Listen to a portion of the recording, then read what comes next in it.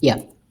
Okay. So as we discussed yesterday about the latency actually depends, or the performance actually depends on minimum number of ISRs we have. So let's say if it's a zero acknowledgement required, then it could be a highly performant queue. If at least one acknowledgement required, that could be like a sort of a middle ground. But if we require the acknowledgement from all the replicas or all the partition, then basically that would be a trade-off between performance in the interest of durability or high consistency. So that's about it. And then similarly, we have,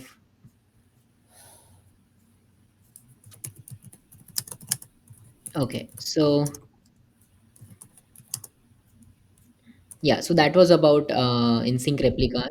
And similarly, we also like discussed that how all the replicas uh, are distributed, and basically if they are distributed across different brokers, then those could be fault tolerant, and like we can avoid single point of failure. And I think like yeah, and this one point that I wanted to actually highlight: if all the replicas of a partition crash, the data for that partition is lost forever. When choosing the number of replicas and replica locations, there is a trade-off between data safety, resource cost, and latency. It is safer to distribute replicas across data centers, but this will incur much more latency and cost to synchronize data between replicas. As a workaround, data mirroring can help to copy data across data centers, but this is out of scope.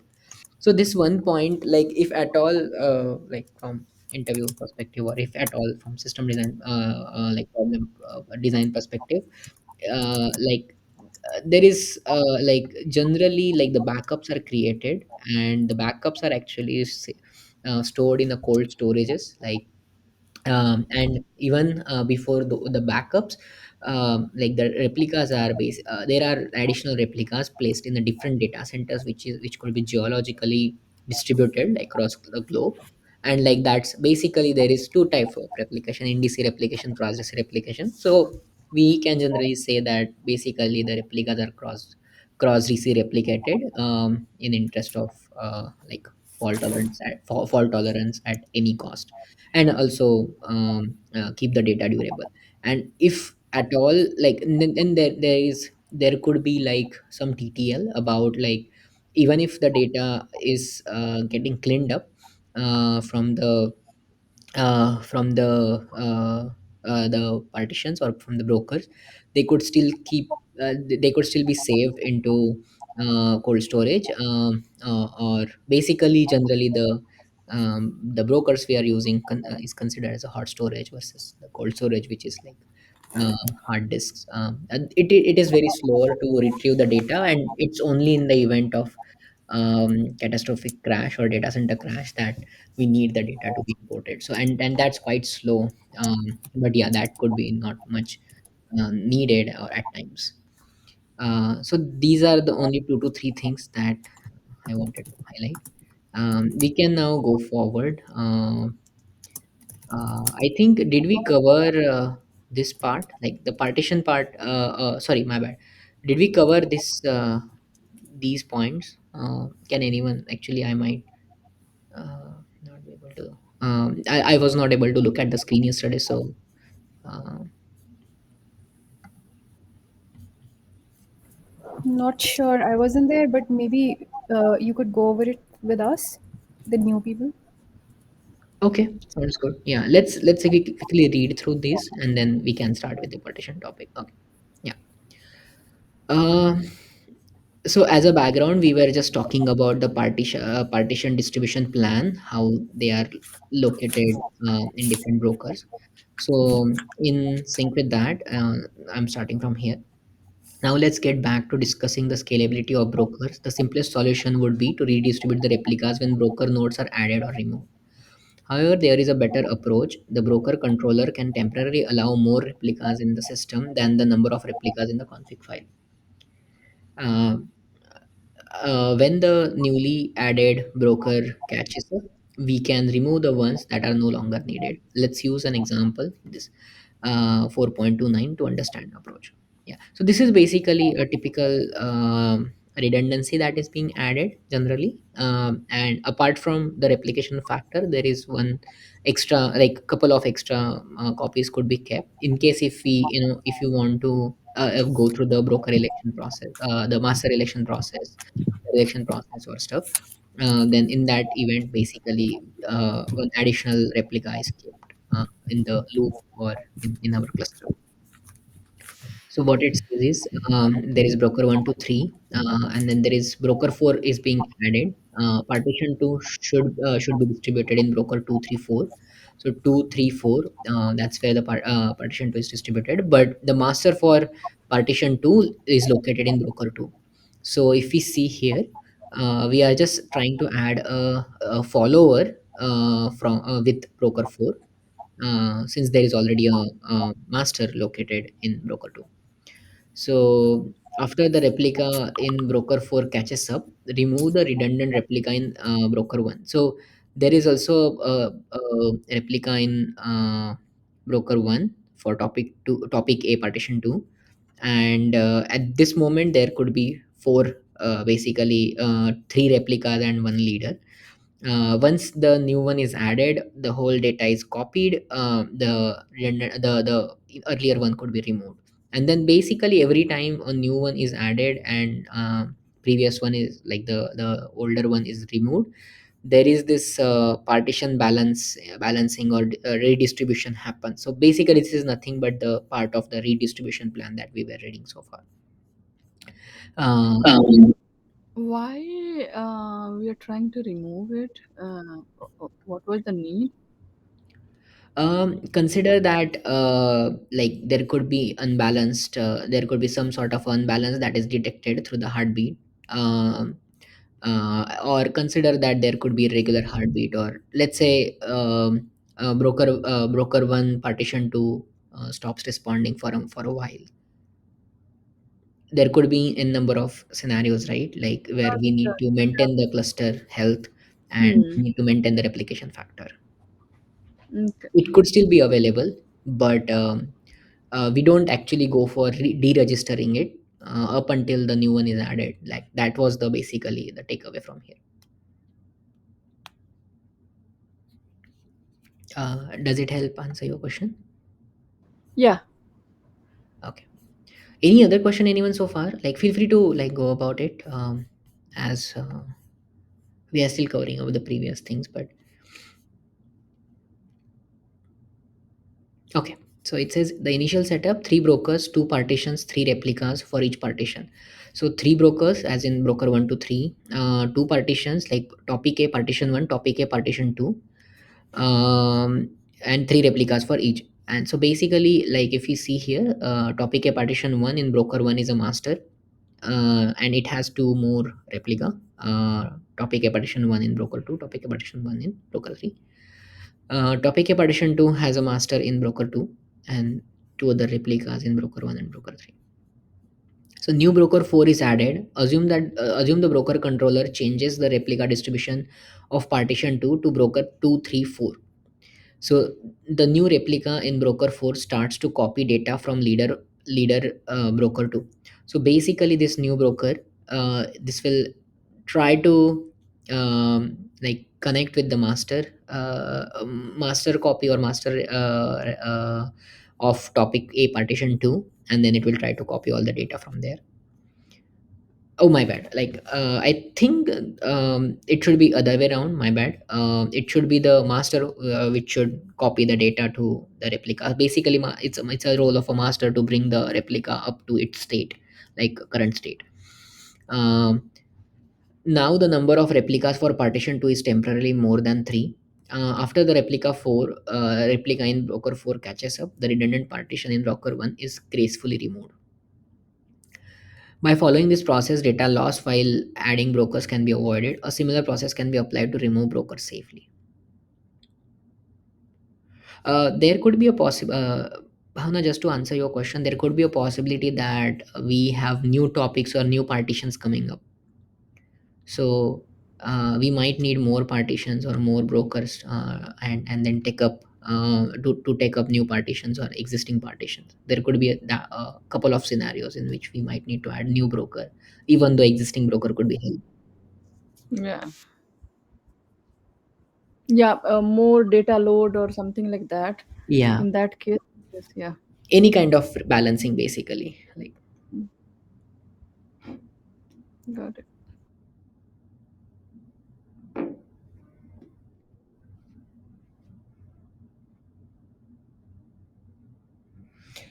okay, um, partition for various operational reasons such as scaling the topic throughout throughput tuning, balancing availability and throughput, we may change the number of partitions. Scaling the topic, like the one I mentioned, if there is a need to add more partition or more brokers. Throughput tuning, that could be like distributing the load across existing partition, or distributing the key space, or sorry, my bad, the message size, or like the queue size across each partition. Balancing availability, throughput, this could be about like we want more brokers or more partitions in general per topic, or like again same thing, um, for all these reasons basically we need number of we need to change the number of partition. uh, when the number of partition change, the producer will be notified after it communicates with any broker, and the consumer will trigger consumer rebalancing. So basically it is not just the partition rebalancing, but consumer rebalancing as well. So just to keep a note, we have a partition coordinator or a broker coordinator, and similarly there is a consumer coordinator. So in this particular example here, or in this particular configuration, the broker coordinator will be doing the partition rebalancing, and the consumer coordinator will be doing the consumer rebalancing. Therefore, it is safe for both producer and consumer. Now let's consider the data storage layer when when the number of partition changes, as in figure 4.13, we have added a partition to the topic. Partition increase, mm, persisted message, new message. Yeah, so I think same thing. Persisted messages are still in the old partitions, so there is no data migration. After the new partition 3 is added, new messages will be persisted in all three partitions. So it is straightforward to scale the topic by increasing partitions. Okay, so this is an additional one. So it says, let's consider the data storage layer when the number of partitions changes, as in we have added a partition to the topic. So persisted messages are still in the old partition. Consider that like we have a like a hard disk drive for a particular broker machine of let's say 100 GB, out of which 50 GB is already utilized by the existing partition one. So now that we have added partition 3, we will start copying the data from partition 1, or let's say for partition 1 to partition 3, let's say we have added additional partition. So the data between each of the existing partitions would still exist. It won't be deleted anyway. That's what they are calling data migration. And now the partition 3 will start storing new messages that is coming to it, and the existing messages that belongs to partition 1 would stay as it is in case if we are rebalancing the messages. Like just the capture of messages, or the storage for new messages will change. The existing one would be there as it is, just in case if you want to do some troubleshooting or data recovery or replay. The messages from the older messages from partition would still be available.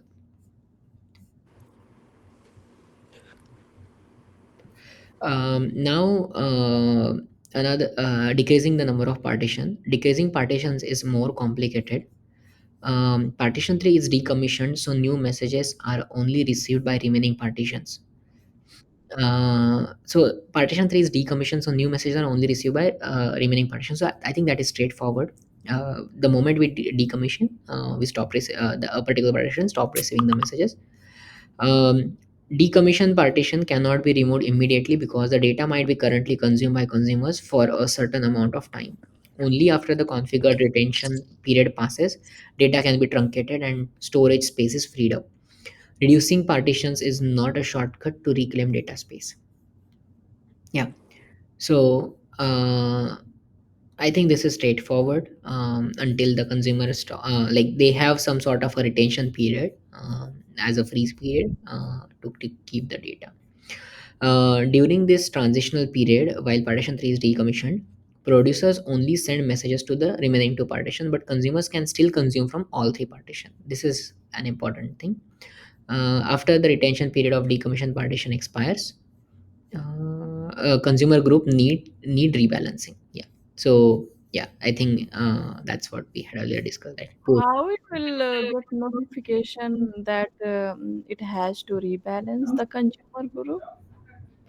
I think that should be a part. That should be part of the decommissioning of a broker or a partition. So basically, the broker coordinator who is triggering the rebalancing needs to basically that should be taken care by the broker coordinator to notify the consumer group that they need to rebalance. Got it. Yeah. Yeah. Yeah. I think yeah, at decommissioning time the notification will be sent. Uh, Yes, only after the retention period passes. That's the key point here. but I think before that also there will be some warning kind of thing will be sent, so that like when you are decommissioning at that time, if you will notify some consumer that okay you need to rebalance, should not they will be notifying just beforehand that it will be getting decommissioned this time, and then before that so that they can switch over or to. In my opinion, there is no need of a warning as such for the consumers until all the messages have been consumed or until the retention period has been passed, because they need to keep consuming as it is, right? Business as usual uh, until the retention period, and only after the retention Yeah, period. but suppose like I have three partitions, one, two, three. Three, I'm going to like decommission it.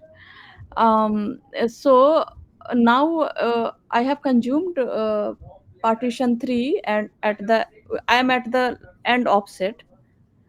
Now, you are informing the consumer that I'm getting decommissioned, and then he has to move to the other partition, the valid partitions, right? Like the new partition, suppose you have added something, or that place. So how it will be lagged, right? I mean, lag. I think I would say look at it this way. You are committing some offsets. Let's say one by one. Let's say you committed offset number 1, 2, 3, 4, 5 up to 5. The moment you committed the offset 5, I'm showing you the picture from a frame of a consumer, basically a consumer follower. Okay, okay, The good. moment you commit the offset 5, you have been asked by your consumer coordinator to rebalance. So what the rebalancing is, you will just get a new basically new address of a new partition in which where you need to register, or where you need to keep start consuming from. So this is basically the moment you commit the last message, or commit the last offset, there will be some sort of a consumer redistribution plan getting triggered. So in between the two offset, basically after committing the two offset, there will be consumer redistribution plan coming up. So it will know before going about consuming the sixth message, it will know that now the coordinator wants it to consume from another partition or new partition. Yeah, the connection making and those things uh, will, how it will be handled, like yeah, and the coordinator will be, and the consumer has to do it again, right? And the connection making from the other. broker if Yeah, it I think we did cover the consumer rebalancing earlier, right? If you remember. I will go through, maybe I forgot to Yeah. I mention. don't remember exactly. Was it in consumer flow, or if anyone remembers?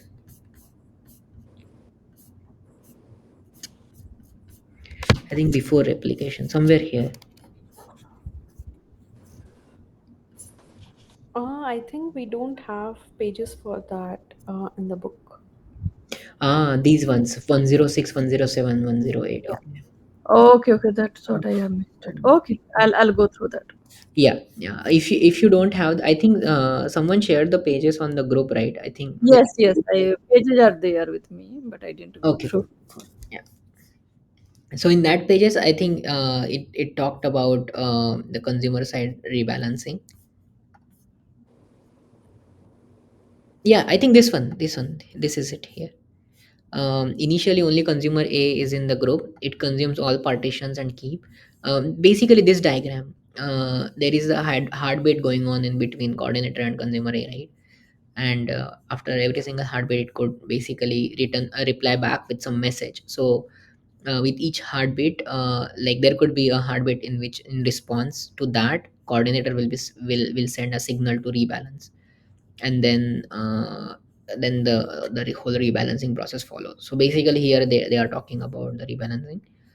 So there like on there could be a safe time, or retention time that could be kept, in which we can assume that all the messages have been consumed so far.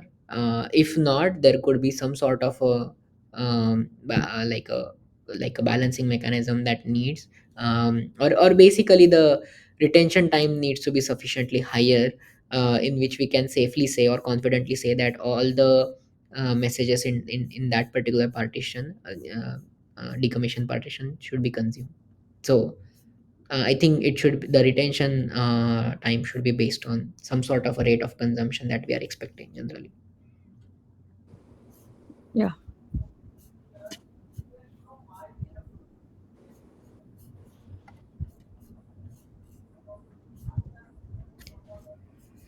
Yeah, Yeah. does it answers your question? Yes, yes, yeah, yeah. We can read further. Yeah, cool. Okay.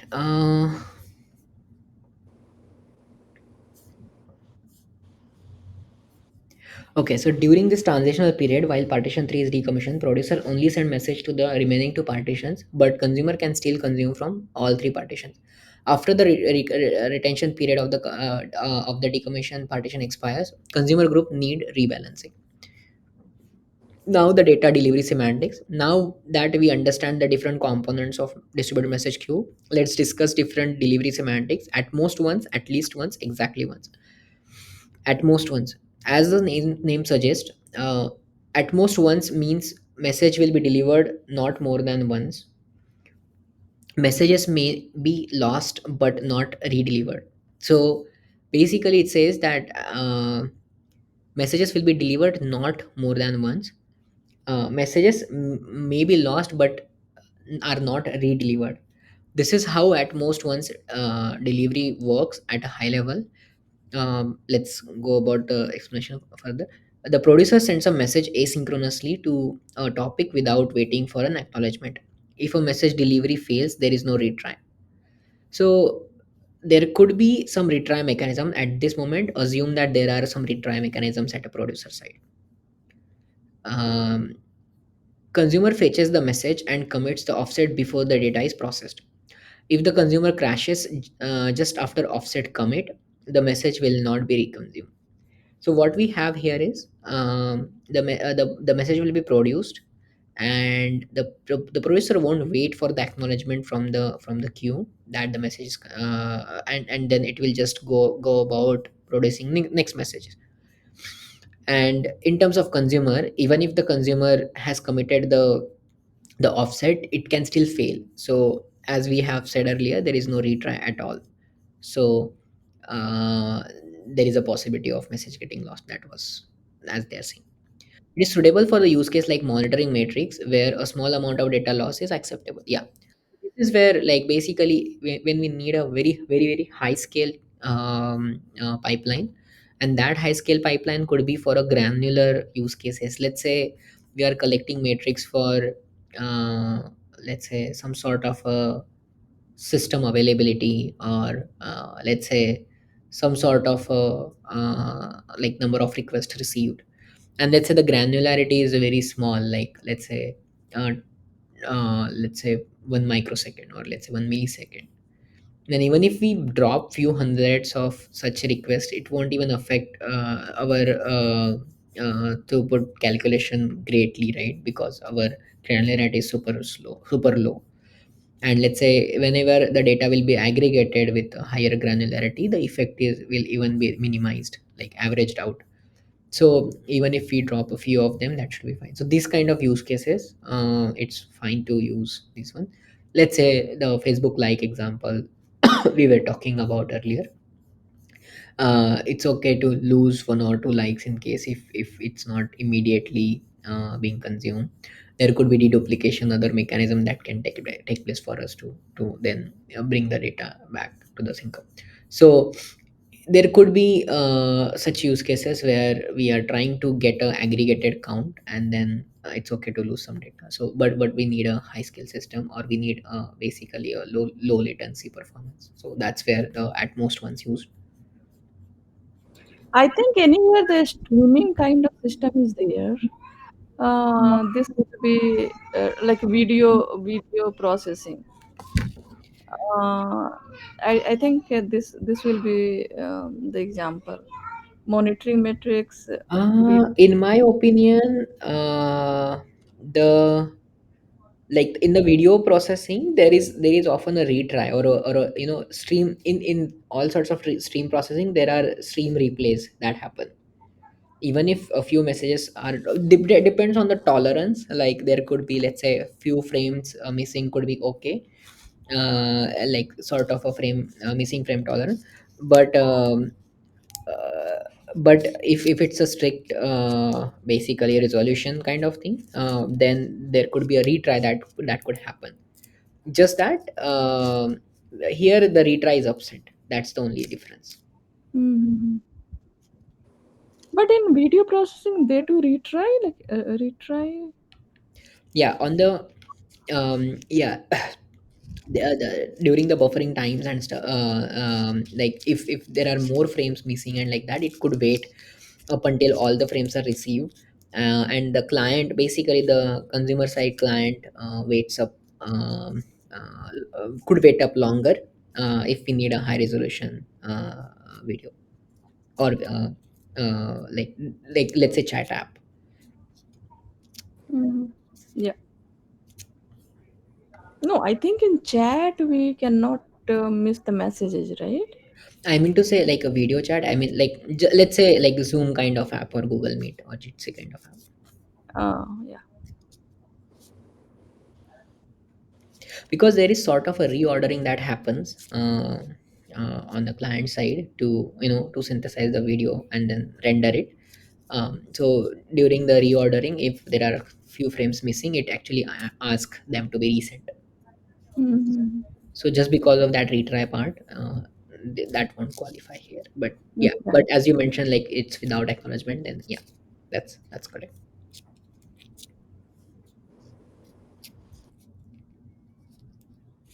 Yeah, we'll see. Maybe whenever we will be covering YouTube design, I think, yeah, then I think we can cover this one in detail.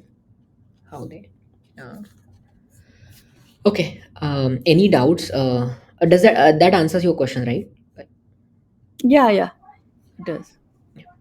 Any other questions, anyone, about what we discussed, and the at most ones part? Okay. Then at least once. With this data semantic, it's acceptable to deliver a message more than once, but no message should be lost. Here is how it works at a high level.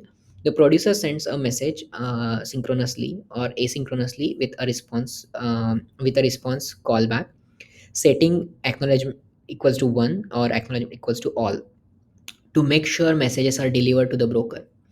If the message delivery fails or times out, the producer will keep retrying. Consumer fetches the message and commits the offset only after the data is successfully processed. If the consumer fails to process the message, it will reconsume the message, so there won't be data loss. On the other hand, if a consumer processes the message but fails to commit the offset to the broker, the message will be reconsumed when the message restarts, when the consumer restarts, resulting in duplicates.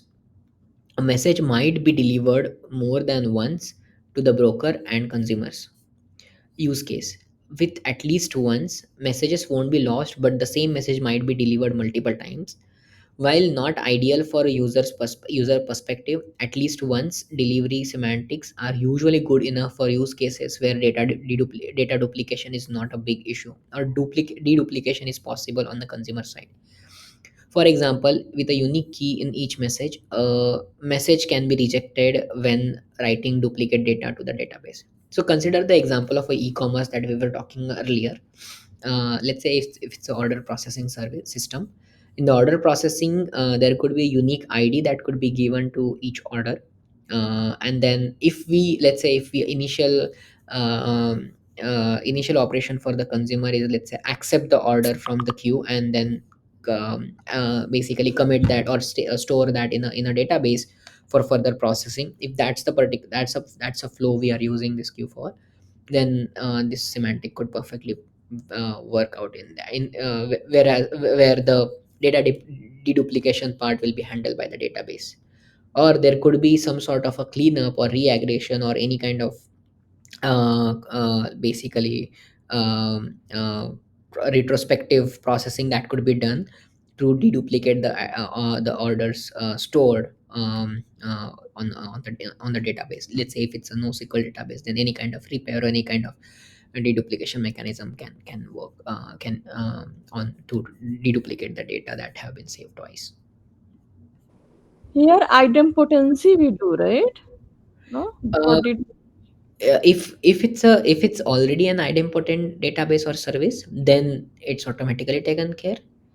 But if it's not idempotent, then we need to actually have an additional mechanism to deduplicate. So there are systems where there is an additional deduplication mechanism where the consumer service itself is not idempotent, or mm,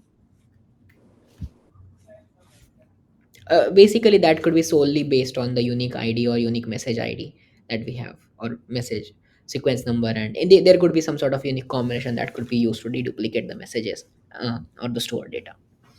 yeah. The idea here is like providing basically a low latency or a high performance operation or high performance pipeline, whereas the consistency can be dealt with later on, like eventually consistent system like could be this way. So even in matrix services, they do reaggregation, or basically they do reprocessing of the data. So that's why they are usually eventually consistent. Even in analytics systems, uh, they follow this approach of deduplicating it back after it is after the messages are accepted. So that's where the eventual consistency comes from, like for few of them. So in aggregation, how this do duplication they are doing? So consider that whenever the messages are being produced and like consumed, they will be stored as it is without caring for duplicate messages being saved. Okay, and then there could be cron jobs, or there could be batch of batching jobs, or that could be spun up later on to deduplicate the data or to bring the database to consistent state. They call it normalization, or sometimes it is also called as like deduplication process. Got it. Okay. And then basically immediately if a query comes, the data might not be consistent, but if let's say if the data is queried after few hours or let's say few days, then it is already, it is up to the state or up to the consistent state.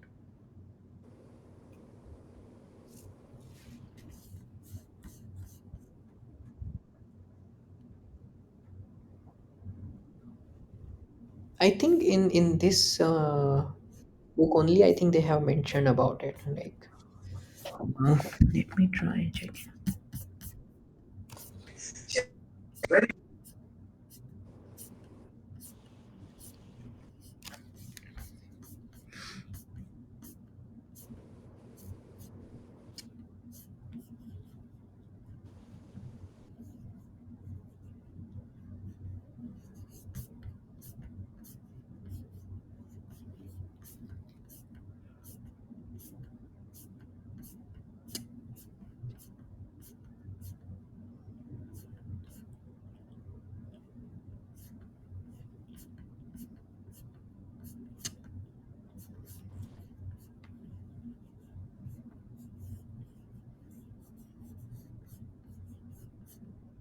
Yeah, I will. Maybe later on we can check, and like if I found it, I will share.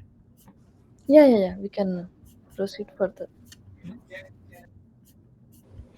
Okay. So anyone, any other doubts?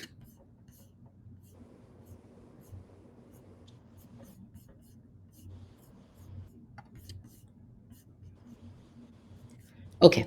So at least exactly once is most difficult delivery semantic to implement. It is friendly to users, but it has a high cost for systems performance and complexity. Also, one more thing, like a best example for this, for the at least one semantic, could be Uber ride sharing, or let's say whenever the ride is getting booked, it could be at least once. We could keep, let's say, could keep booking the ride twice, but there is a unique combination to that, so similar to the e-commerce one. But compare that to the location data that has been sent by the Uber client, let's say. So if Uber client is sending location to the server, that could be at most once. But if we are booking any particular ride, it could be at least once. So we are able to handle the scale, could make it performant as well as handle like the deduplication later on as well.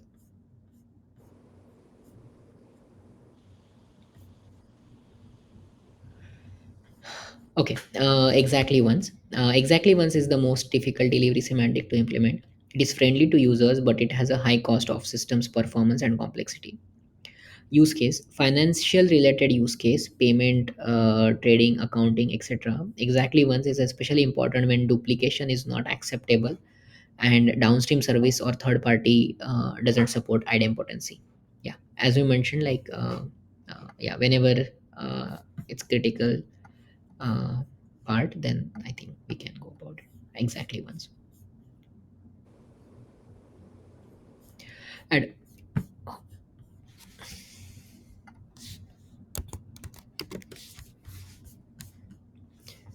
okay, message advanced features. In this section, we talk briefly about some advanced features such as message filtering, delayed messages, and scheduled messages.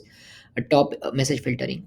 A topic is logical abstraction that contains messages of same type. However, some consumer groups may want to consume messages of certain subtype. For example, ordering system sends all activities about the order to a topic, but the payment system only cares about messages related to checkout and refund. One option is to build a dedicated topic for payment system and another topic for ordering system. This method is simple, but it might raise some concern. What if another system asks for different subtype of messages? Do we need to build a dedicated topic for every single consumer request? So basically, we have a consumer group for checkout and refund. So checkout and refund both are related to basically the ordering system. Now, like each topic could have, let's say, both of the messages. Let's say we just have one topic, and it's basically sending the orders, and the checkout and refund are two different flows. So the consumer needs that distinguish or that separation from while consuming time itself. It doesn't want to sort it out on its own side or basically downstream side. So that's a scenario we are talking about. So they are saying, what if other system ask for different subtypes of messages? So let's say checkout and refund are being asked by certain consumers, but there are other consumers in the same consumer group which don't need that kind of distinguish. So they just want to consume, or let's say store, as the event they get, like whether it is checkout or refund, they just want to store those events. So basically we have some sort of a mixed expectation from the consumers. It is waste of resources to save the same messages on a different topic. The producer needs to change every time a new consumer requirement comes, as the producer and consumer are now tightly coupled. Therefore, we need to resolve this requirement using a different approach. Luckily, message filtering comes to the rescue. A nice solution of our message filtering is that consumer fetches the full set of messages and filters out unnecessary messages during the processing time. Yeah. So as I mentioned, the consumer does it on its own side. This approach is flexible but introduces unnecessary traffic that will affect system performance. So in this case scenario, consumer have to consume. So let's say if it's a checkout consumer, then it has to consume the refund orders as well. And for the refund consumer, it has to basically fetch the checkout messages as well. A better solution is to filter messages on broker side so that consumers will only get messages they care about. Implementing this requires careful consideration. If data filtering requires data decryption or deserialization, it will degrade the performance of the broker. Additionally, if messages contain sensitive data, they should not be readable in the message queue. Yeah. So the filtering shouldn't apply to sensitive messages. That's what they are talking about. Therefore, a filtering logic in the broker should not extract the message payload. It is better to put data used for filtering into the metadata of a message, which can be efficiently read by the consumer. For example, we can attach a tag to each message. With a message tag, a broker can filter messages in that dimension. If more tags are attached, the messages can be filtered in multiple dimensions. Therefore, a list of tags can support most of the filtering requirements. To support more complex logic, such as mathematical formula, the broker will need a grammar parser or script executor, which might be too heavyweight for the message queue. Yeah, so basically we will be losing on the more complexity we add, we will be losing on the performance. With tags attached to each message, a consumer can subscribe to messages based on a specific tag. So I think what they are trying, the solution they are proposing here is nothing but like update the message definition, or the message blob itself. Yeah, I am a little confused here. What we are trying to solve? So for that we did do partitioning, right? Now we are not doing partitioning. We are adding some tags here, right? No, no, What we we are are trying still. to solve? Go ahead, go ahead. No, that's what we are trying to solve in this doing like this.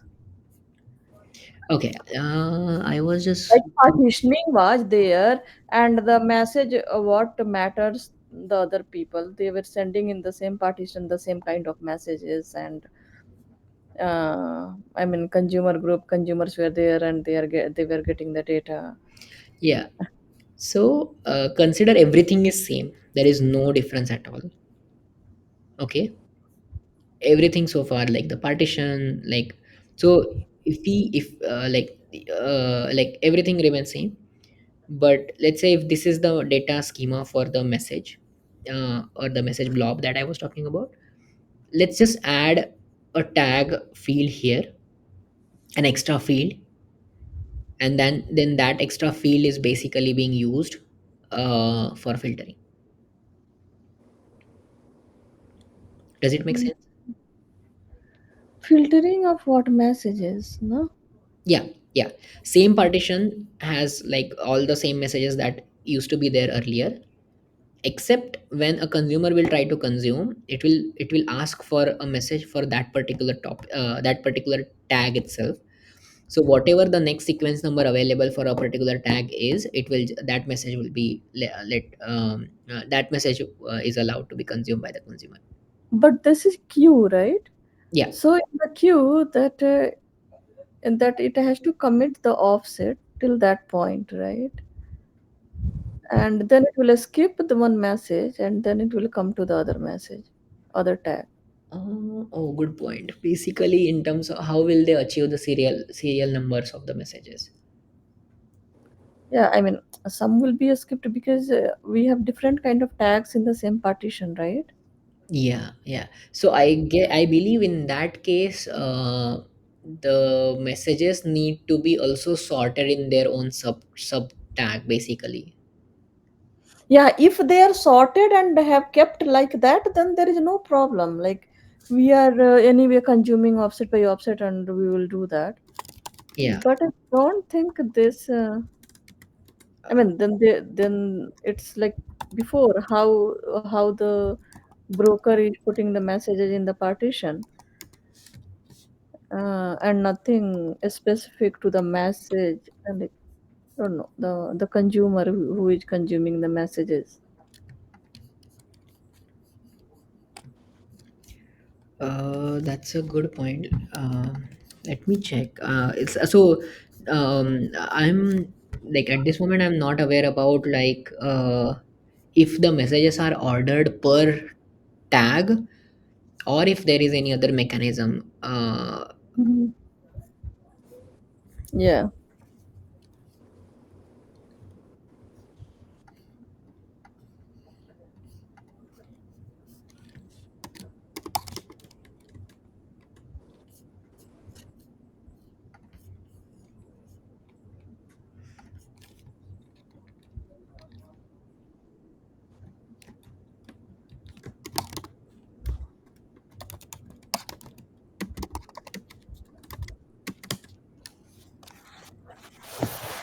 Yeah, maybe anyone knows about this in case.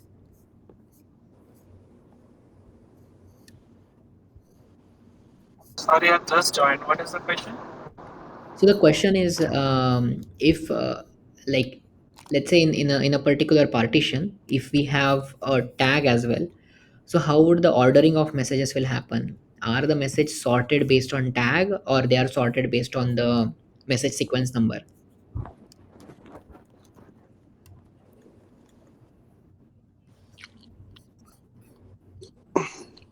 I'm sorry, what is a tag? But I worked with Kafka, but I would think that the answer is they are sorted by the message sequence number.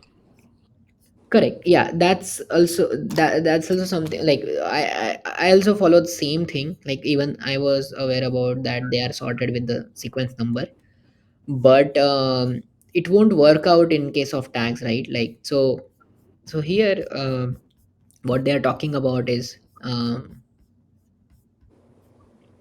about the filtering, right? So they are saying that the we can attach a tag to each message. With a message tag, a broker can filter messages in that dimension. So they are talking about this dimension thing. If more tags are attached, the messages can be filtered in multiple dimension. So they are also talking about multiple dimension, and this happens on a broker side. So what they're saying here is, with tags attached to each message, a consumer can subscribe to messages based on a specific tag. So the question that uh, I think Annie asked the question, right?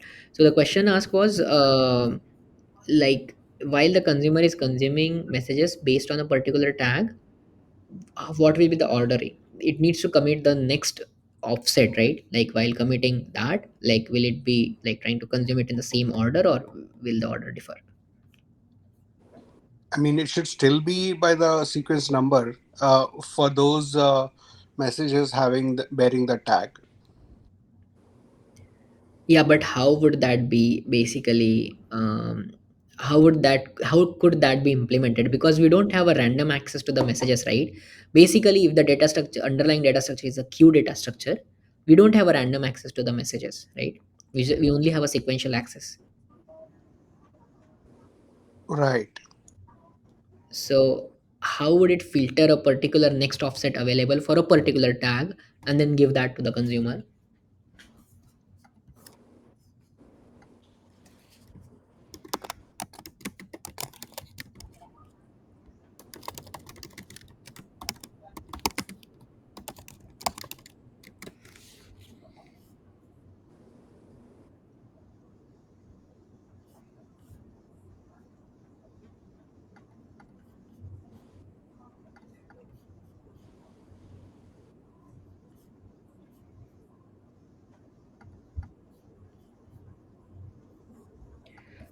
Yeah, maybe let me check if I could find something.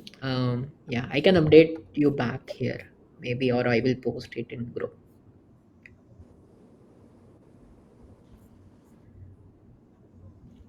Or maybe let's take this to the we can post this in group if anyone else knows about it. Okay, I'm sorry, is this a Telegram group or like a WhatsApp group? the WhatsApp group. Okay. Can somebody post the link here? Uh, yeah, so basically we don't have a Telegram group. We only have a WhatsApp group. Okay, you do. Okay. Can you ping me? Yeah, I'm not sure like how did you get the link, but uh,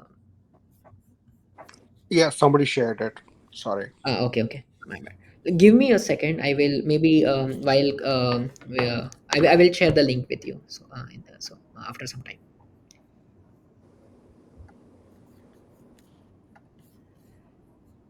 Okay. So let's move on. Anyone? Any other doubt? Anyone else?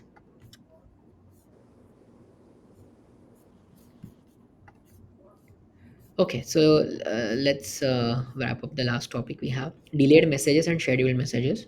Sometimes you want to delay the delivery of messages to a consumer for a specified period of time. For example, an order should be closed if not paid within 30 minutes after the order is created. A delayed verification message check if the payment is completed is immediately but is delivered to the consumer 30 minutes later. When the consumer receives the message, it checks the payment status. If the payment is not if the payment is not completed, the order will be closed. Otherwise, the message will be ignored. uh, different from sending instant messages, we can send delayed messages to temporary storage on the broker side instead of to the topics immediately, and then deliver them to the topics when time's up. The high level design of this is shown in figure 4.36. So there is a temporary storage on the in the broker.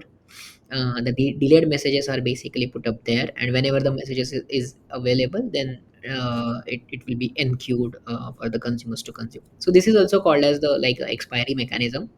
Whenever the notifications are being sent, and if they are scheduled for a specific time, they are usually stored in some temporary storage, and whenever their storage time TTL expires, basically they are then produced over basically they are enqueued in their broker partition, and then they could be consumed. So core component of the system include the temporary storage and the timing function. The temporary storage can be one or more special message topics. The timing function is out of scope, but here are two popular solutions: dedicated delay queues with predefined delay levels. For example, Rocket MQ doesn't support delayed messages with arbitrary time precision, but delayed messages with specific levels are supported. Message delay levels are 1 second, 5 second, 10 second, and so on and so. Hierarchical time wheel. Okay, I think I'm not aware about the hierarchical time wheel. Uh, yeah.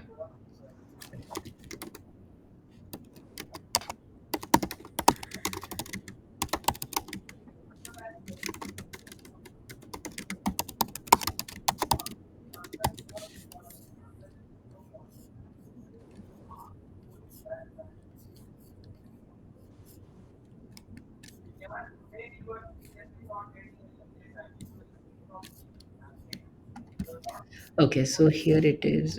Here is a explanation of hierarchical time wheel. Mm,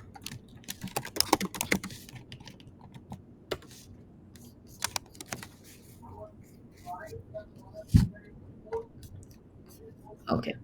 Let me